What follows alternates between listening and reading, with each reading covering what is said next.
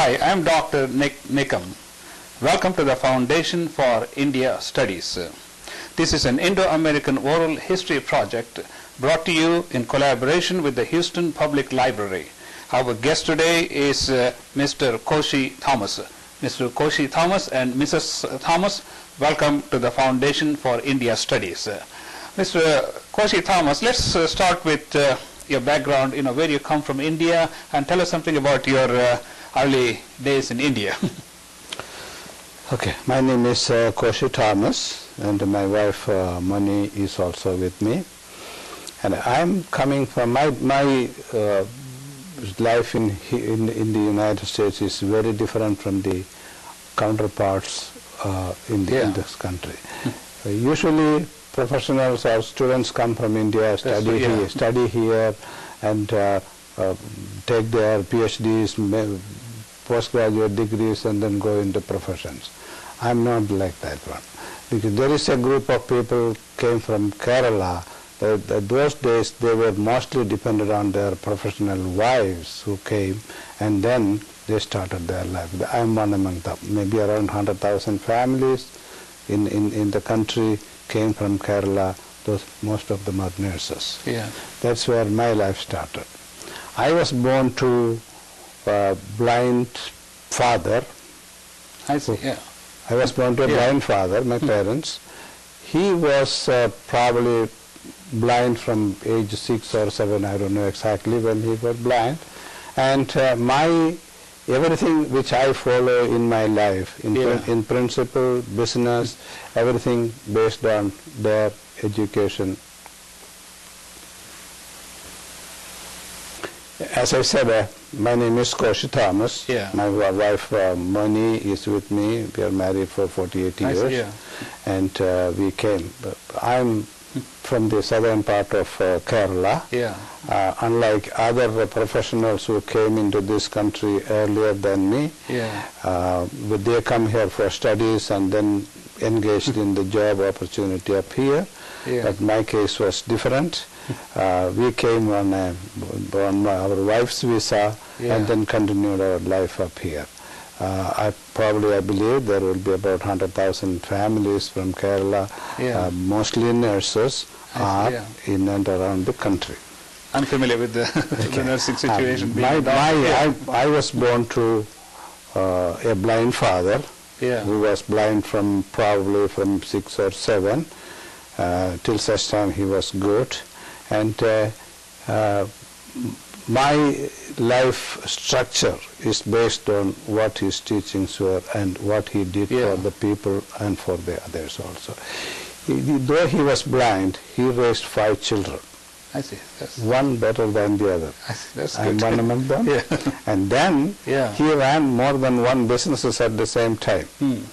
So I became part of that business, maybe by 10 or 11, I became a part of that thing.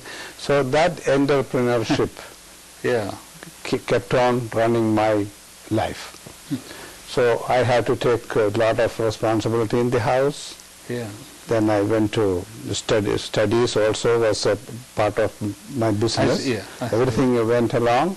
And then I had to, when the time was to marry, my sister suggested her friend has to be my wife. I readily accepted it, and we are here now. After 48 years, we are still sitting here. And then we moved to United States in the year 1971. 71. So what did you study in India? I was just a regular study, no professionalism, and I'm not a journalist, though I run a good newspaper in the country. I'm not a journalist. I'm not an editor. I don't edit anything. But I learned to run the organizations by appointing right people up there. That's very good. So where did you land in the United States when you came? We came to New York. That was the time in 1971. I will say it was a deserted place for us because we didn't see anybody up there. Which we can talk our life. It's kind of strange to say New York is deserted. Yes. And when did you come to Houston? We moved to Houston in 1978. That is maybe various reasons. One thing, the main reason was she started getting sick because of the extreme cold weather. Yeah. And here there was opportunity, so we moved over to here. She was a nurse. Yeah. She got the job in Veterans Hospital. That was a plus was a plus for me. But I was always a businessman. Yeah. Though we came in 1971, I started a boutique store in 1972, and that made me well enough to buy a house and other things, and we settled there. Yeah. And then those days, probably by 1978, the economy went so bad. New York was really deserted at that time. So we decided, in Texas, everything was smelling, oil was smelling dollars up there. Yeah. So we also moved with an opportunity, with a business. I bought a franchise, came over here. Yeah. That was a Minuteman press. That was the only printing press owned by any Indian at that time. So I got a good opportunity to mix with all the Meenakshi temple, all those places, and then unfortunately or fortunately, I had to close it down in probably 81, I think 81 or 82 I had to close it down.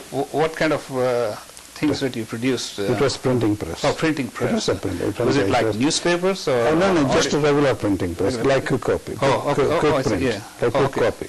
Yeah. So that was not the right time. Again, I was not professional. Yeah. I had to hire people for everything. Then the economy went so bad. Yeah. Probably all these engineers were fired from here. I know. I remember in 1980 when I left Detroit, they had a sticker saying, "The last person to leave town, please turn the lights off." Yeah.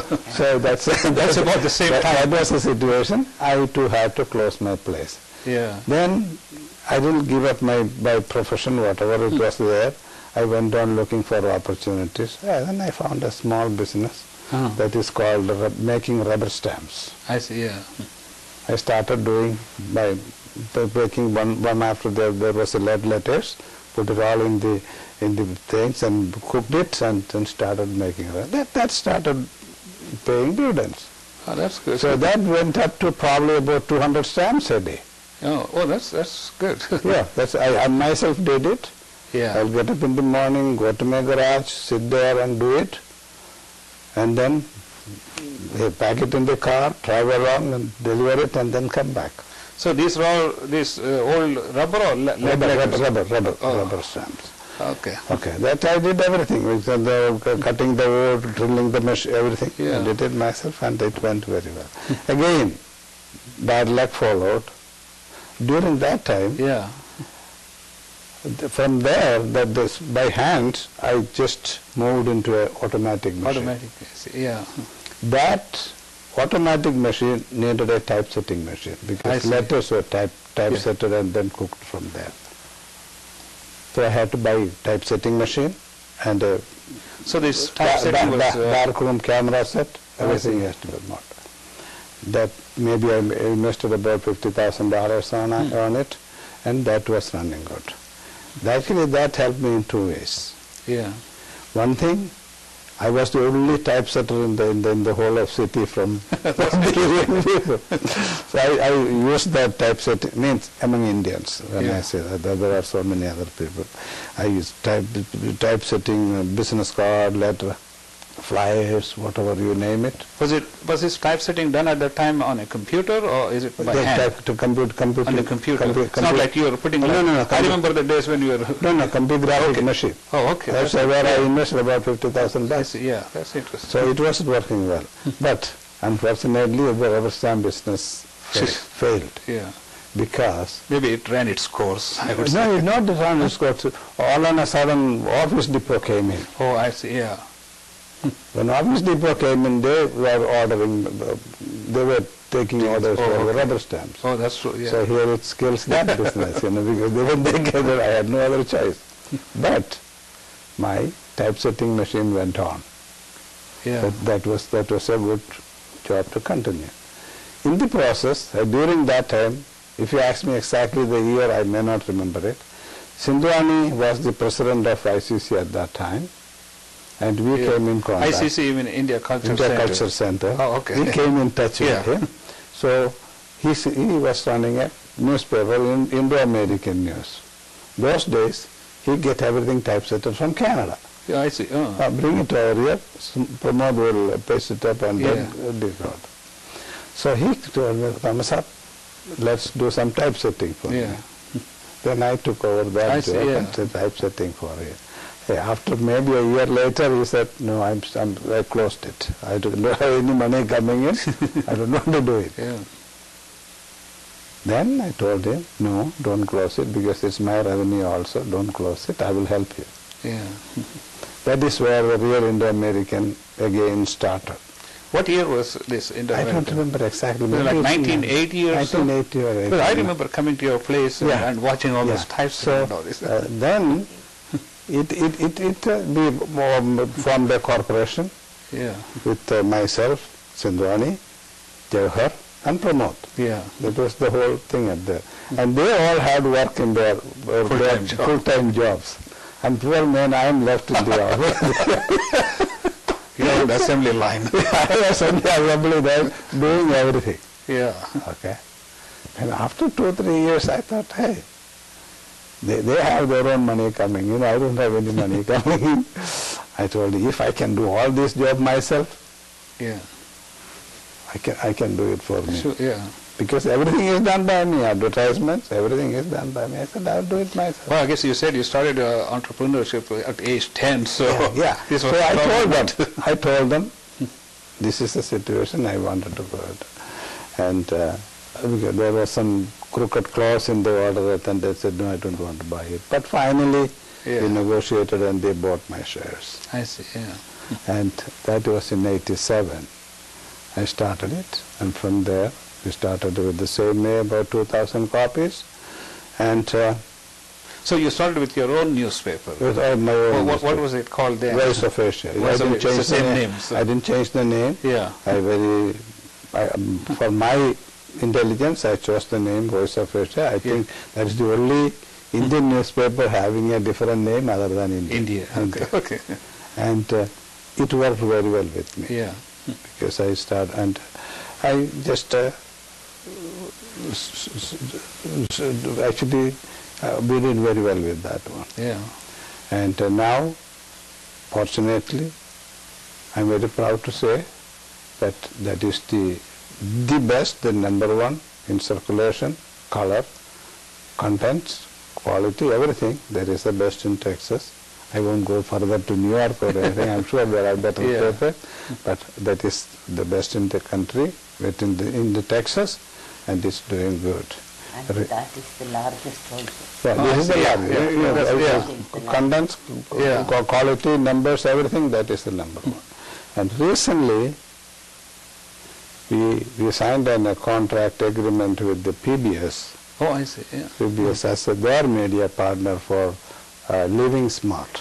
Living Smart, that's a segment aired in all over the world at about 200 stations, and we will start working on that contract from January 8th. That's interesting, So you said you came to Houston in 1978. So what kind of changes have you seen in the past 23 plus years? Actually, it is totally changed. Totally changed means in the structure, everything, because the community was small. The only place at that time was India Culture Center was there, and the other Meenakshi Temple, they were just starting to construct. And fortunately, I was involved with all those things, because I was the typesetter, I was the printer, I was everything. So it's a total change. Those days, we were living in the Alif area. There was no road further to that area Ashford at that time. It was dark. We don't go up to that place after 6 o'clock or something. So now, it also went up to where? I think you can count up to Austin now. Austin now. It's all improved. And the community probably, how many times it's multiples of thing, and only one temple to many temples.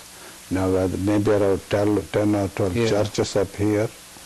So it's a great community, the fourth largest city in the country. And I remember the first Indian stores in the Rice Village area. Rice, yeah.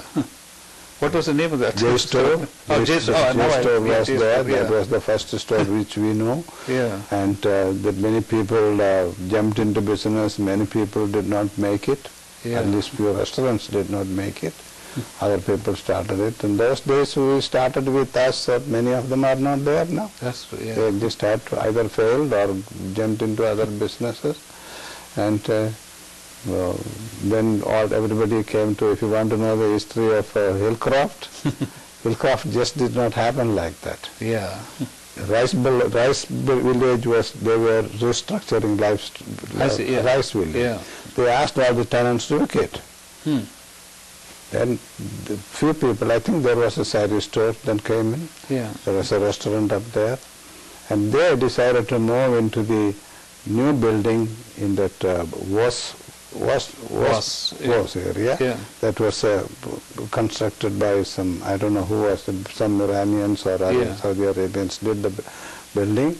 And they were about to leave, that the construction was not complete. I see, yeah. So nobody could move in there. Yeah. Then this strip center was becoming available on, you mean on Hillcroft? In Hillcroft. Oh, okay, yeah. And I think the first person moved was probably, I don't remember, it is not Rajas. Yeah. It was not J store. J store was on the other side of the area. Maybe Ramesh or somebody, I don't remember exactly who moved. Yeah. You mean the Patel brothers, something like that? But no, maybe Cyrus Sapnia guy. Oh, I see. Oh, sorry, yeah. Lola. Oh, okay, yeah, maybe, I'm not sure. Then one after the other people started moving in, and that became the city hall of Houston. So you have seen the entire development of the Indian Business Center, I have seen which is today, what is it called? Mahatma Gandhi Center now. Center? Yeah. So it's a big change in even actually the center in which India Jewelers is sitting now is a development came afterwards. Oh, that's interesting. Yeah. That came afterwards. That was let's talk about your experience as an immigrant, first coming to New York and in Houston. What kind of things did you face in terms of challenges as an immigrant coming from India? Came with 3. Actually, we have I don't say it was issues after the issues, but there is a lot of interaction with the people were difficult. Yeah. Not that any language barrier is there, but our accent and the way of expression was difficult. That's true, yeah. For example, if you ask me,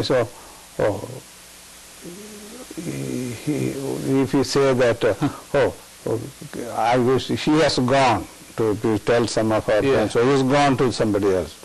It will take some time for to digest the long sentence to say he has gone.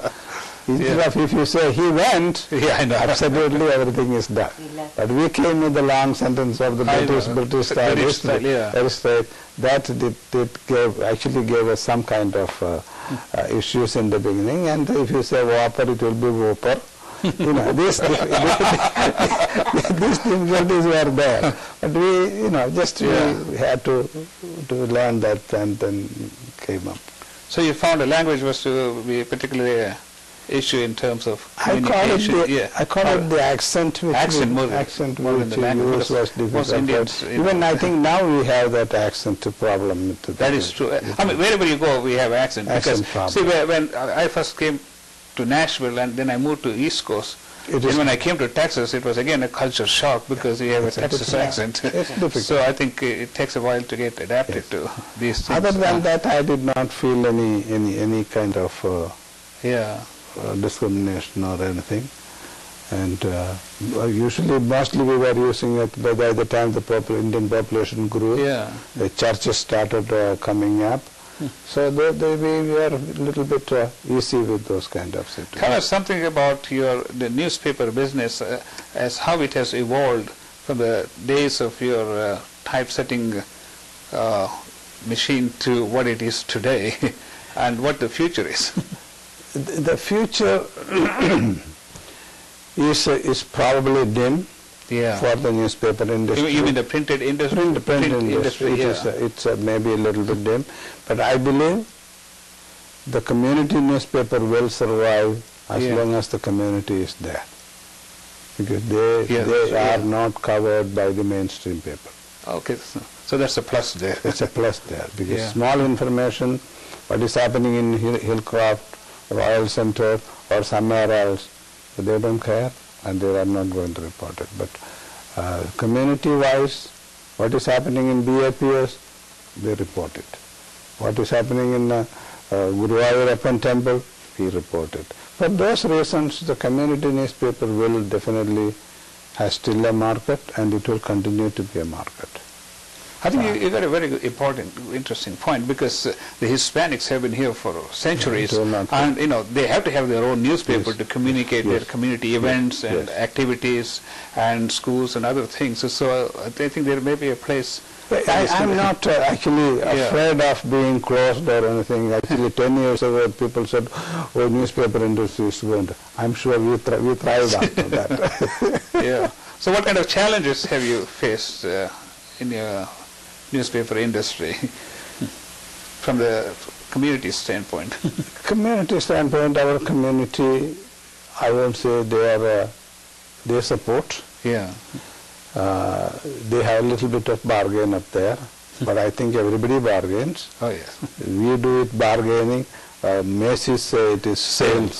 Midnight sale or Wednesday sale or whatever holiday sale you can tag on. I mean, that's the marketing technique. 8 o'clock opening, it is different. But our people are straightforward and, I don't want this much, pay this much, I want to. Okay, that's fine. Then we work with them, because the community is important, because they support everything.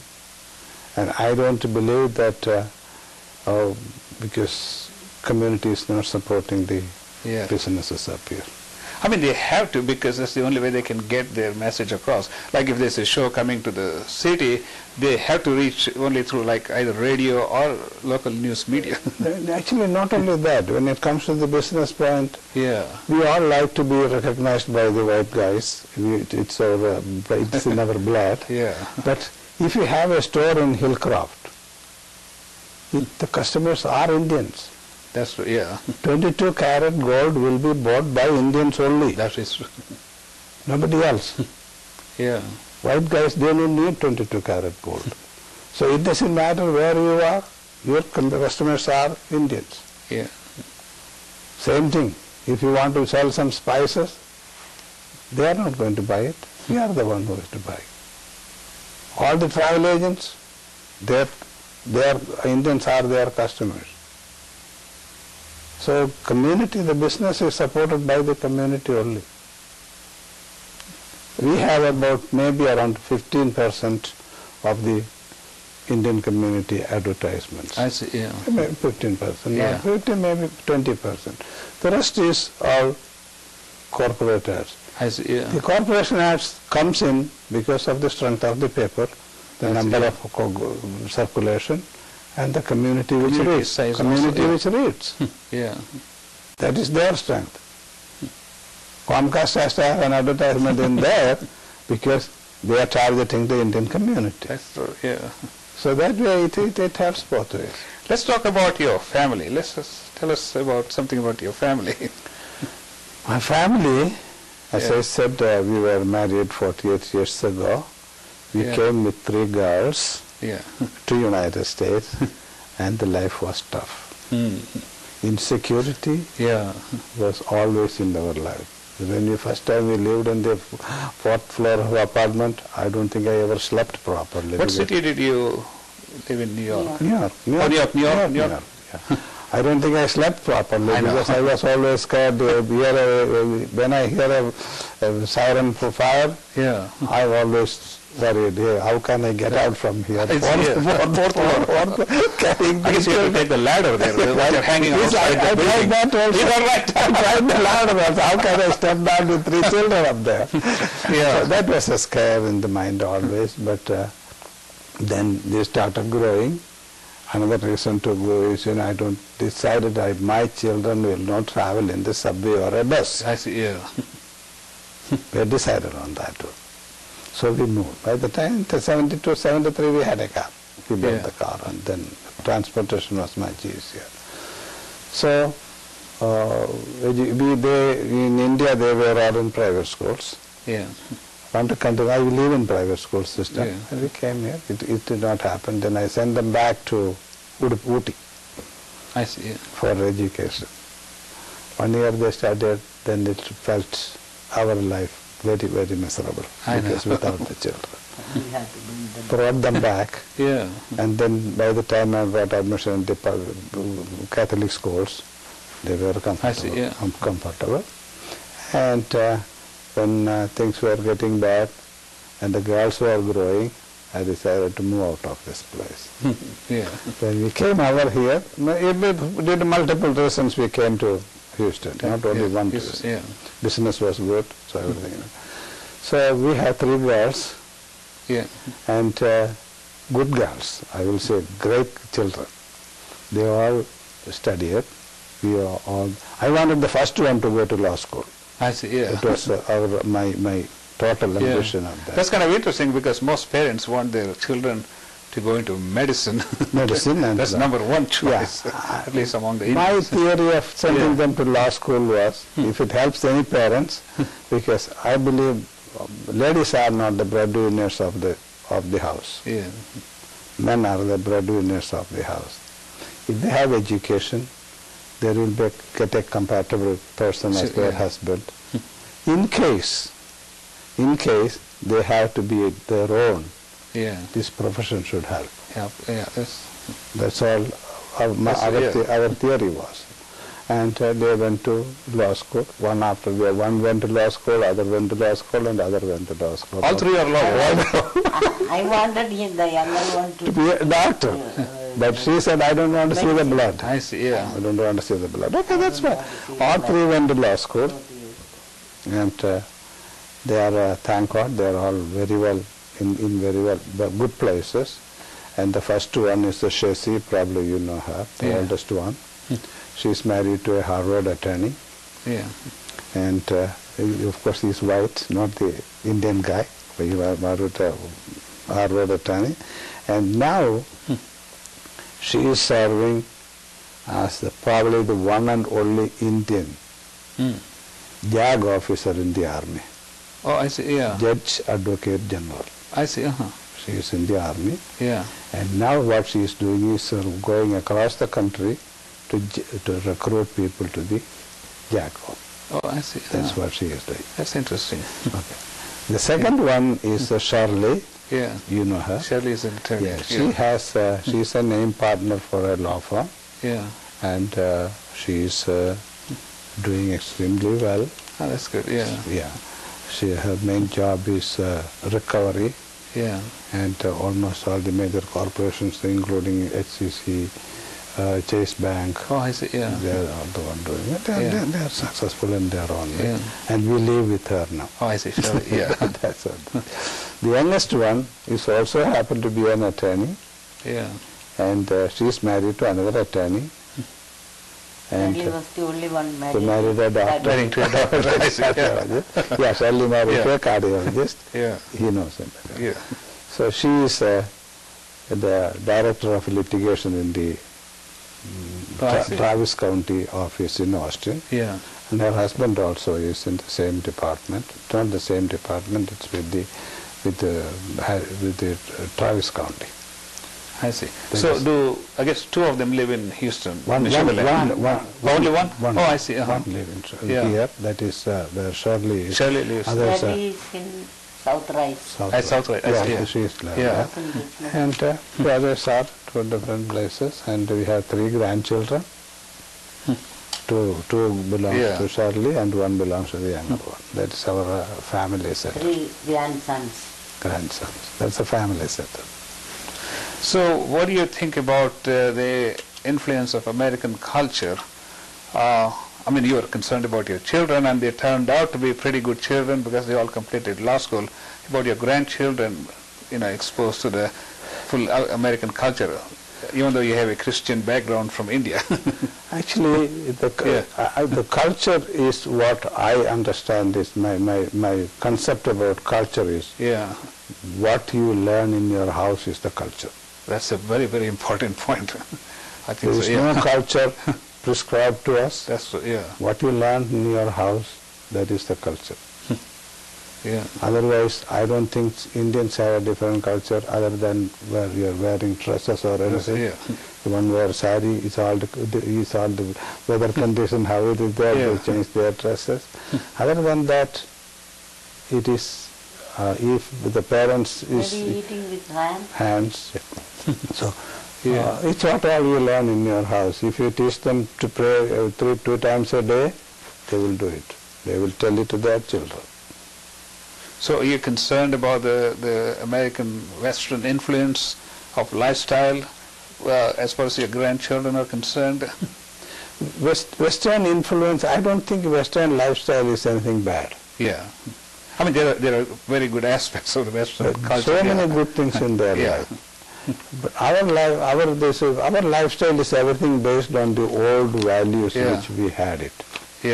Old values means sometimes sometimes it is bad to this community because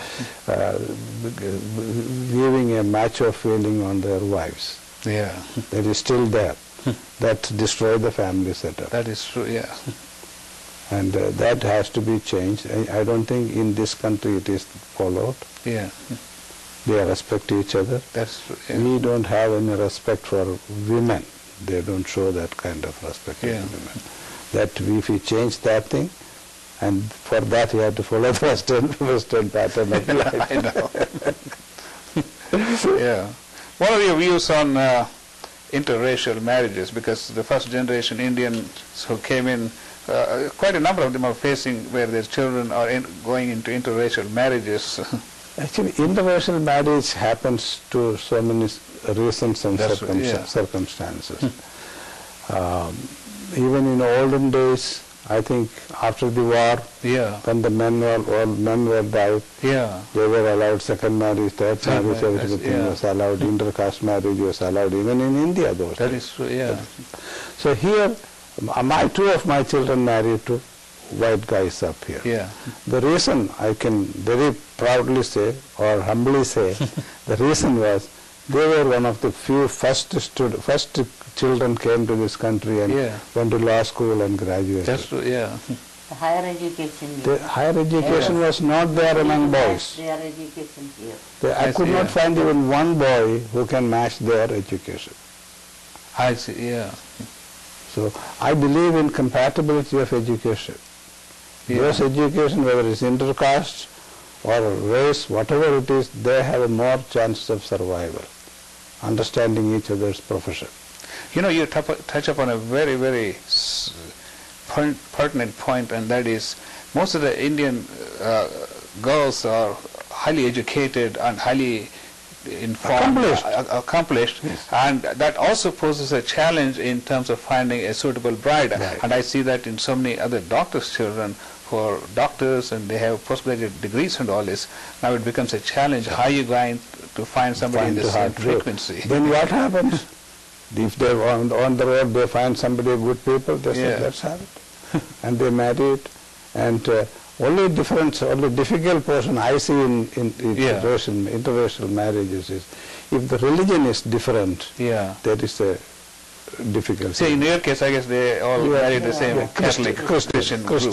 So the faith is same. If the faith is different, there is always a. I think so. There's so much adaptation which initially it seems like it's possible, but as time goes on, there will be some kind of distress can happen in the family, unless they really understand. But unless they face the challenge, they won't realize it. To religion comes in. Koshy, being in the news media, I guess whether you like it or not, you're drawn into a lot of cultural activities. Tell us about all your experiences in different cultural activities and involvements and other things. Here actually, I will say it is mostly influenced by religion. I see. Religion. Religion means... I guess we could probably say same thing for other people like Jewish or religion has a lot people of influence because majority of the community which we face, that is, it may be different way they practice it, but it's mostly Hindus. That's true, yeah. Mostly Hindus. So that, if they try to contain all their forces in one place, it's a big force. I see, yeah. It's a big force, major force. I hope they use it for the goodness of the community instead of dividing it. So how many Indians do you think we have here in Houston at this time? Being in the news media, you're probably more familiar with these numbers. It can only be an estimate, we can say that probably, at least probably more than 70% will be Hindus. No, I mean, in terms of numbers. Numbers mean... I heard like something like 100,000 Indians living in Houston Metroplex area. Maybe in the Christian community there may be around 10,000 people. Oh, I see, yeah. Depending on the church and other things, maybe around 10,000 people. So how many churches are here from the Indian background? Maybe over a dozen churches, mega churches, big churches, they over a dozen. Yeah. So it's I don't see any way they all come together. I see, yeah. It is not. I don't think it is going to happen unless the children are not interested. Mostly the children are not interested in what parents were doing. Yeah. No, I don't think so. Of course, there will be a group of people still interested in that one, but when they have the freedom to choose their own way of life, they slowly move out of that. I see, yeah. Yeah, that's I guess it's a natural evolution. I mean, it has happened to all the immigrants who came to this country. And if you ask whether do we have to maintain the culture and values of Indian here, even if you want it, I don't think it is going to be sustained. And there is no need to be that also. I think it's a big challenge, but other ethnic groups, like Hispanics and Jewish people, they have been pretty successful in propagating their religion and faith. But that was only one religion. Yeah. But here in India we have so religions, many different. So the difference is who is bigger, who is big. Everybody is trying to convert. Yeah. At one time you were telling me that there must be like 70 or 80 different segments of the Indian subgroups in Houston. Yeah, it is there. There are so many. Even in Christianity, you take Baptist, Pentecostal, Church of God, Love of. Then there are so many groups of them, all worshipping the same person. But the way of practicing their faith is different. We practice differently from Catholics. Catholics practice different from Episcopal. So there are all different. So do you think this makes it very difficult for the Indian community to come together as one unit for any occasion? It will never happen. This unity is only between you and me. I see. I'm really fascinated by your frank opinion and observations, because that's very important for us to understand why is it so difficult for Indians to come together. We have India Culture Center and India festivals and all these things. The reason is all the other communities came with the difficulties and the insecurity in their hand. Yeah. But we came with professions, education, and we are also on the top of it. So there was no need for me to depend on you or you to depend on somebody else. So we were all independent, well employed, so there was no need for it. So that continues. Even the next generation also feels that way. I don't need you to help a job. Yeah. What is that? When I see you in the temple, hi. That's all. But still, as a Christian, you're still involved in so many other Hindu cultural activities. Tell us about. I'm involved. I visited the temples, mosques, everywhere we go, and wherever I go as a person, I see the God I worship is everywhere. That's true. Yeah. There is no difference. Some call it Krishna.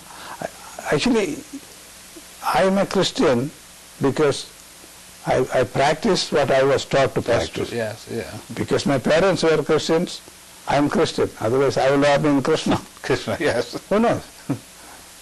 Yeah, Or I am Krishna or somebody else.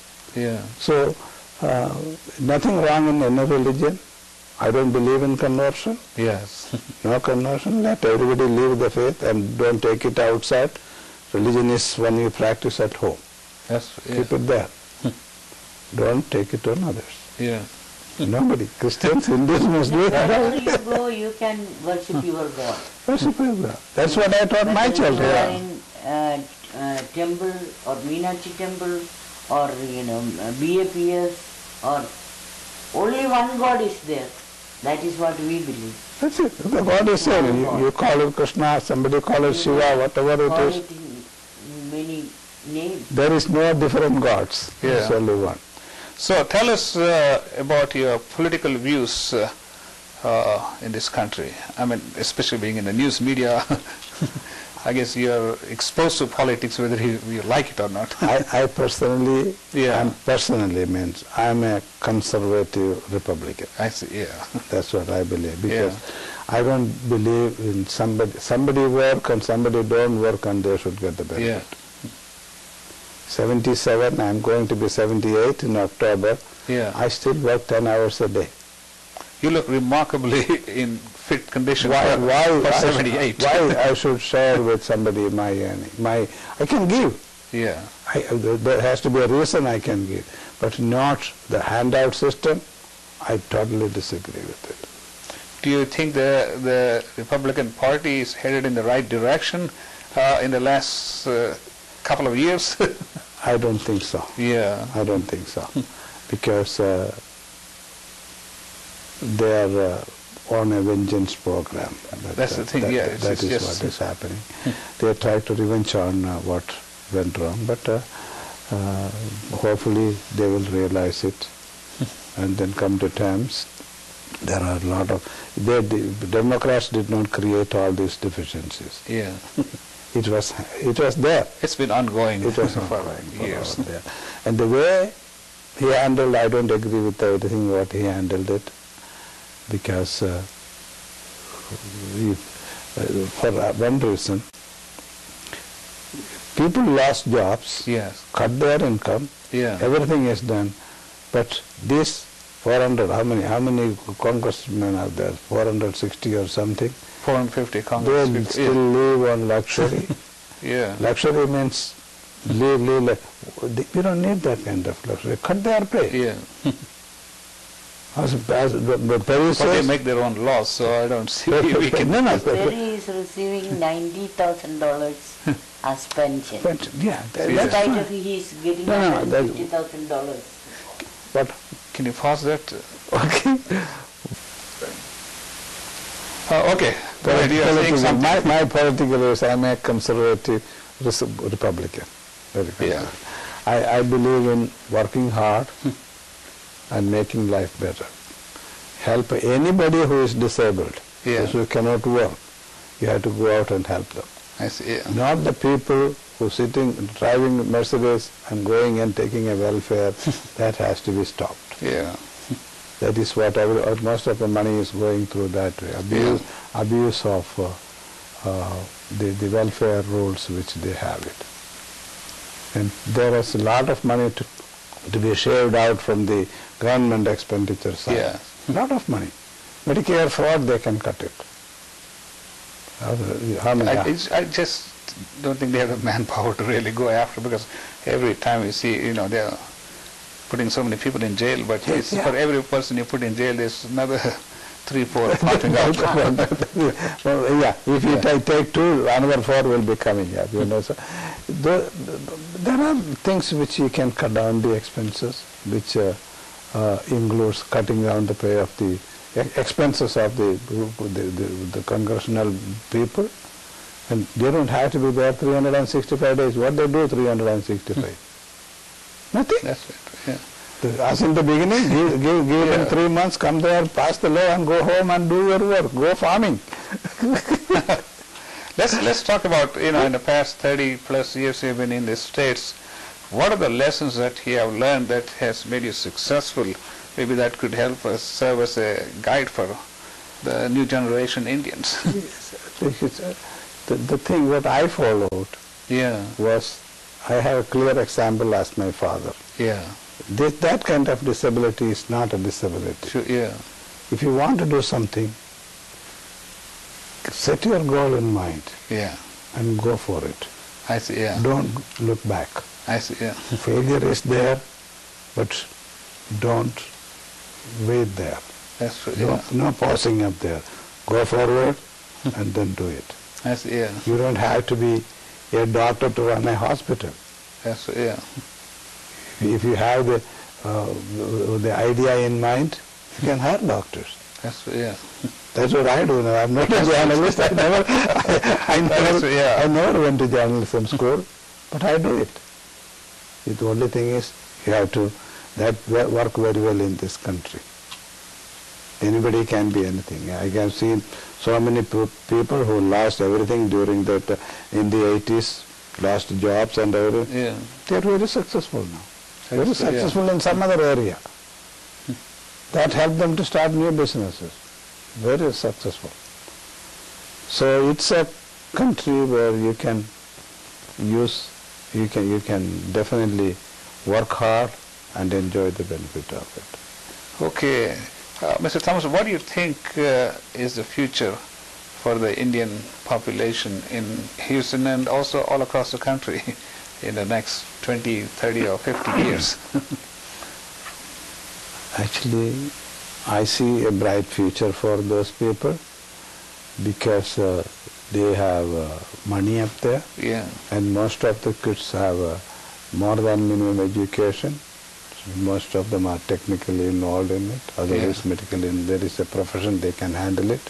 And the only thing is how much they are going to be loyal to the country, that we have to see. Country means India. And I am also on this side of the aisle. The reason is, when you denounced your citizenship and came over here, and you have no right to criticize that government also. No taxation, no service. You don't pay anything, leave them alone. You don't pay anything, and you cannot, because there is so much of criticism sometimes happens. But there is no reason to criticize. It is not your country. You don't belong to them. If you have an opportunity to fight against India, will you do it? You will do it. Your children will do it. So these things you should have thought before you say, I denounce India and accept citizenship of India. I think our people will be great, but I don't know how unified they will be, but they will be great. And there will be some few bad characters will pop up. That's unsuccessful people will crop up here and there, and like any other country, that is going to be there. And here the first generation parents made the money, and the second generation may abuse it. They enjoy it. Maybe the third or fourth generation comes in, there may not be any money left unless they educate themselves and do their work. This happens in other communities also. Any final thoughts? Final thought, we have a lot of strength as a community. We have to try to some ways because as I see now, thank God I am healthy enough to work, but there is a lot of old age people are waiting. I see, That's if not today, all the 5 people who are sitting here, they are going to be in that list. And there is a time, I call it a time bomb. there will be no answer when it is needed unless we plan it ahead of time. Mr. Koshy Thomas, thank you very much. It's been a pleasure talking to you. And Mrs. Thomas, thank you very much for coming here. Mr. Thomas, thank you for coming. And this has been a presentation of the Foundation for India Studies. This is an American oral history done in collaboration with the Houston Public Library. I am Dr. Nikam. Thank you very much.